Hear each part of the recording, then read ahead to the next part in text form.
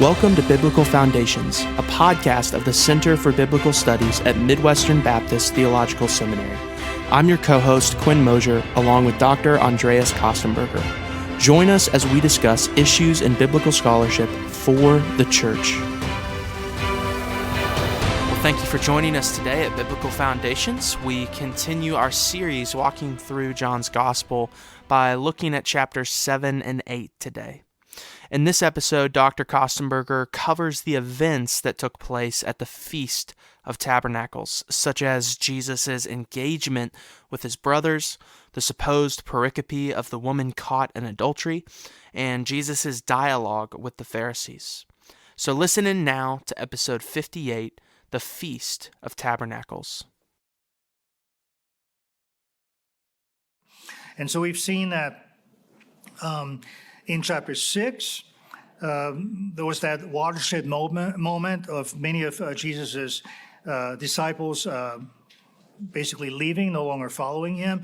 And then in chapter 7, you see Jesus briefly at home with his brothers, an intriguing scene. It's reminiscent of the way Jesus interacted with his mother at the Cana wedding at the beginning of chapter 2. It's quite clear that Jesus' brothers don't, at least not yet, believe in him. They urge him, to make a name for himself in Jerusalem, and we're not going to take the time to study that in depth. But like his mother, Jesus' brothers misjudged the timing of when Jesus was going to reveal himself and also his motives. He's not about making a name for himself. So when you look at the midway point of the book of signs, right, the juncture, right, 12 chapters, end of chapter 6, beginning of chapter 7, the picture is actually quite bleak. And I know that in some of the publications I refer to the failure, or at least the apparent failure of Jesus' mission. And I've gotten a little bit of gentle pushback from people who've said, "What, are you saying Jesus was a failure?" Well, no, but in human terms, if you judge, resonance by people's response, at this point you have to admit Jesus doesn't have a lot to show for his efforts, right? Other than the 12, who are the sole bright spot here. Many of his disciples leave him, even his own family. And so I think John intentionally, right, it's not a coincidence that those two narratives are juxtaposed. It's showing that unbelief persists in Jesus' own family, even among most of his closest followers, with the 12 being the only exception, and even there, one of them is a traitor. Important ministry lesson here, I think. It ought to give us pause, any of us who think that failure is necessarily an indication that we're doing something wrong. Or conversely, that success necessarily means we're doing something right. I mean, maybe so, but maybe not. Because Jesus did everything right. He backed up his messianic claims with a series of startling signs, and yet he was met with massive unbelief. So I think some on the mission field will tell us similar stories, that sometimes the field is hard and the harvest is relatively meager, and yet faithful witness is born. So there's different ways we might gauge success in the kingdom. So the festival cycle that began with the healing of the lame man and the feeding of the 5,000, as we've seen, chapters 5 and 6, continues and concludes with 4 chapters, 7 through 10, that find Jesus at 2 additional feasts. It's the festival cycle, right? Tabernacles in 7 and 8, and then the Feast of Dedication, or Hanukkah, is mentioned at the end of chapter 10. And these 4 chapters cohere rather tightly. At the very end, I'm going to have just trying to be practical here, a suggested preaching outline of the festival cycle. So stay with me here. Chapter 7 and 8 are in some manuscripts separated by the so-called pericope of the adulterous woman, as you know. Those scholars are virtually united, and I hope you all agree, in their belief that the story was added later and was not originally written by John. And in my notes here, which I'm hoping like last year, so if you missed last year, you can go to Midwestern Journal, where it was published in the spring 2019 issue.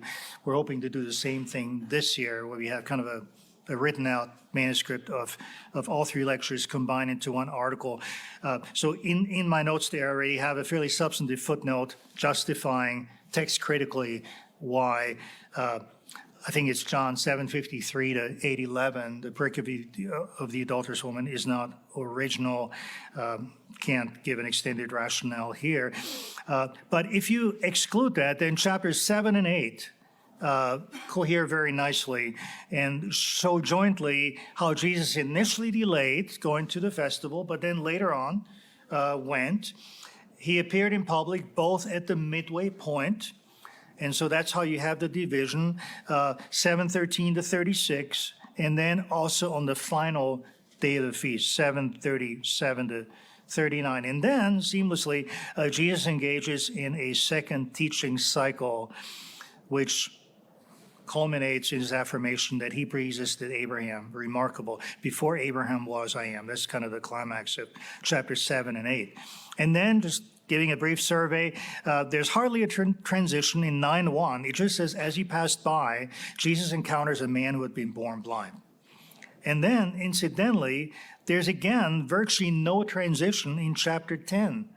So I think the chapter division here in our English Bibles is partially misleading because it suggests that this is now a kind of a brand new story, which it isn't. Really, chapter 10 literally seamlessly follows on chapter 9. And of course, since Tabernacles, right, in chapter 7 and 8, is celebrated, as I mentioned earlier, in September or October, and then dedication is in December, chapters 7 through 10 are in a fairly compact time frame. So the plot is thickening, and the narrative gaps get smaller and smaller. John includes more and more material as we get closer to Jesus' final week.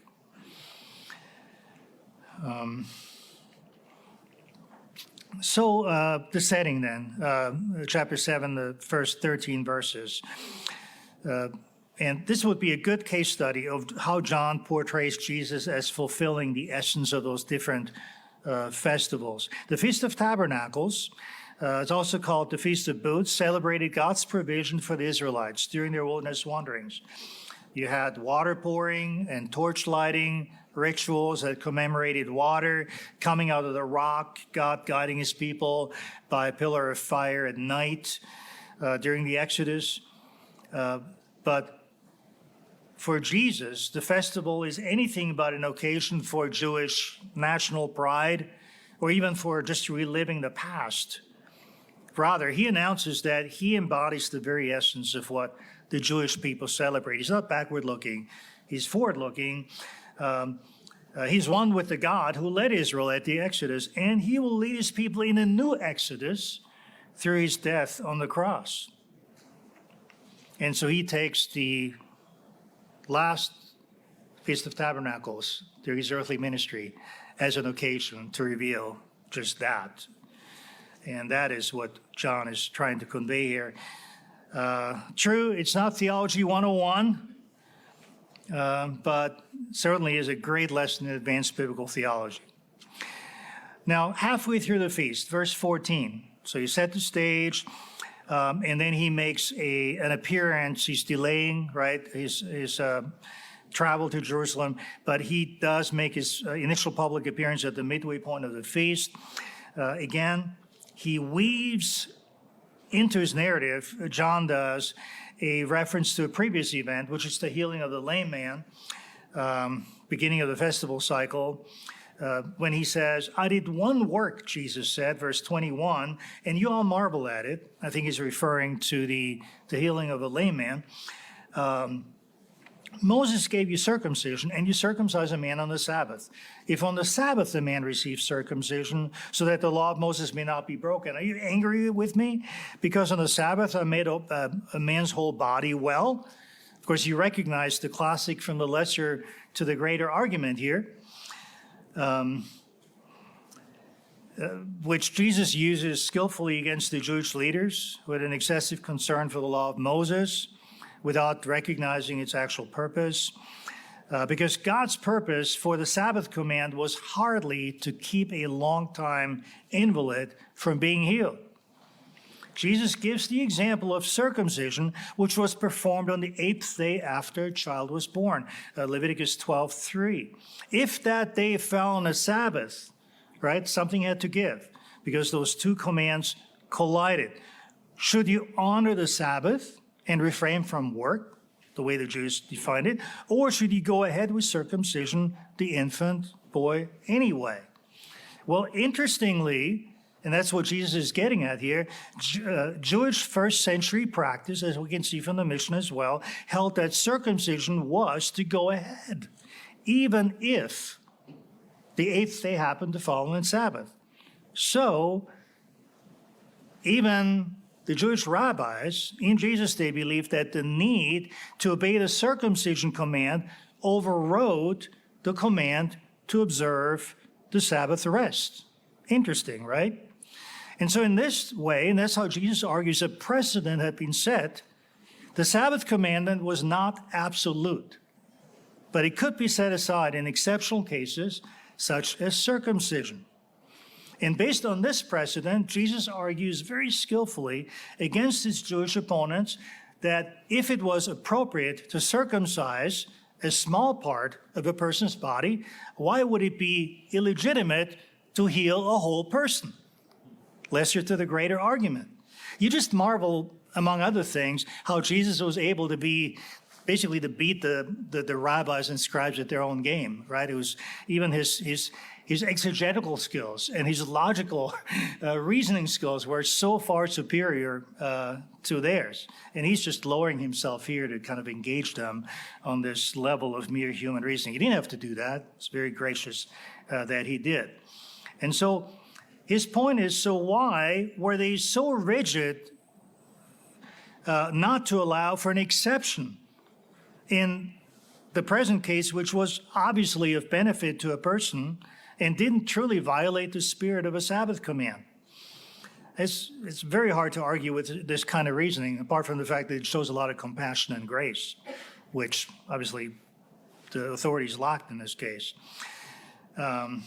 Just incredible fireworks display of Jesus' ability to reason from Scripture with people who are supposed to be the experts in that area.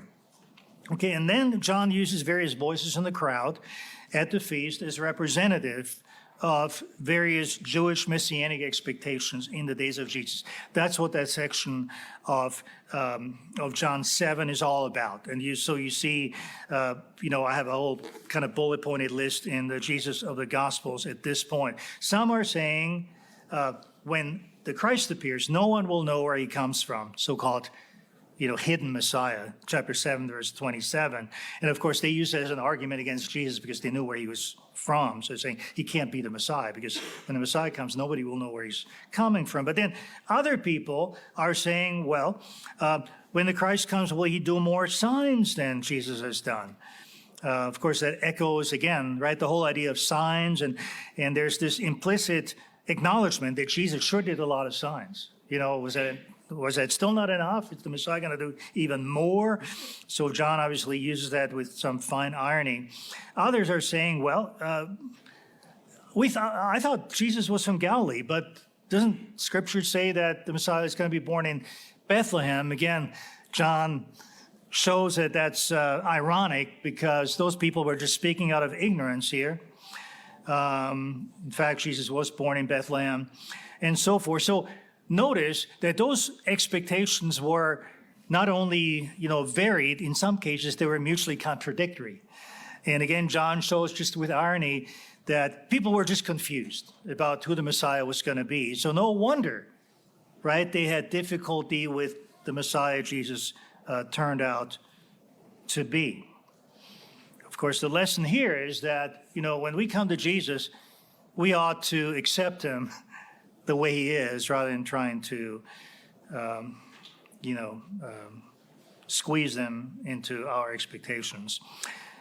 So we've seen Jesus spoke up at the midway point, and then the second occasion, verse 37, John speaks on the final day, the great day of the feast, so-called, because Tabernacles festivities lasted for a whole week, and the eighth day ended with just a whole firework of activities. And so it's fitting that Jesus, makes one more final public declaration on that great final day. And he uses Isaiah's language here. Isaiah was of a huge influence for John's theology, and of course Jesus's, teaching as well. Jesus says, "If anyone thirsts, let him come to me and drink." And then he adds, "Whoever believes in me, as the scripture says, out of his belly will flow rivers of living water." And then John adds, as this was a reference to the Spirit who would soon be given. Most likely, we don't have the quotes as the scripture says, but we can't really find it in the New Testament, that exact phrase. So most scholars take it as a reference to kind of a composite references in Ezekiel and some of the other prophets. And so the interesting thing here is there's some debate in the commentary literature. Does it refer to Jesus himself? Does it refer to believers in Jesus, after the Spirit is given? I think probably the latter is more likely. So Jesus is here saying that anyone who believes in him, they will themselves become a life-giving source, a source of the life-giving message about the Messiah. And then seamlessly transitioning to the so-called paternity controversy in chapter 8, verse 12. And in essence, the debate revolves around the Jewish claim of descent from Abraham. Jesus acknowledges that, true, the Pharisees and the authorities, they are ethnically descendants of Abraham, but he argues that spiritually speaking, they're actually the children of the devil. I mean, you can see how that probably went over like a lead balloon there. Now, we know from the other Gospels that generally the Jewish people did not view themselves as sinners. Sometimes it's in quotation marks. They look at other people as sinners, but not themselves, because they tried to observe the law of Moses. But here again, Jesus has this very intricate line of reasoning. He says, well, since the Jewish authorities opposed him who was the God-sent Messiah, that revealed that truly the spirit in which they operated and that guided them, that motivated them in their desire to kill Jesus was actually the spirit of Satan, because as we see in Genesis 3, Satan was a murderer from the beginning, verse 44. I mean, this is explosive stuff here. You can see that the gloves are now definitely off. It's one of the highlights of that. Remember I talked about escalating animosity and controversy. I mean, it doesn't get more escalated than that, to call the Jewish authorities, children of the devil. And I think John wants to tell us, too, that there's really no middle ground. Either you're a child of God or you're a child of the devil. Media are not going to be that receptive to that approach, I would think, or others in the culture. But I think John is being very logical and theological and radical about that. And so he has this set of polarities, right? Either from above, you're from below. You either love or you hate. You're either in the light or in the darkness. You see that also then especially in 1 John. You either follow Jesus or you're a child of Satan. Sometimes people don't understand it. They talk about John being actually anti-Semitic, which is really ludicrous. He was Jewish. Jesus was Jewish. I think they don't understand this is not a matter of ethnic Jewishness. It's a matter of those specific Jewish authorities that ended up having Jesus crucified, being not truly motivated by love of God, despite what they claimed. Thank you for joining us today at Biblical Foundations. For more information, please visit the Center for Biblical Studies at Midwestern at cbs.mbts.edu. For further resources, also visit biblicalfoundations.org. Join us again next time at the Biblical Foundations Podcast.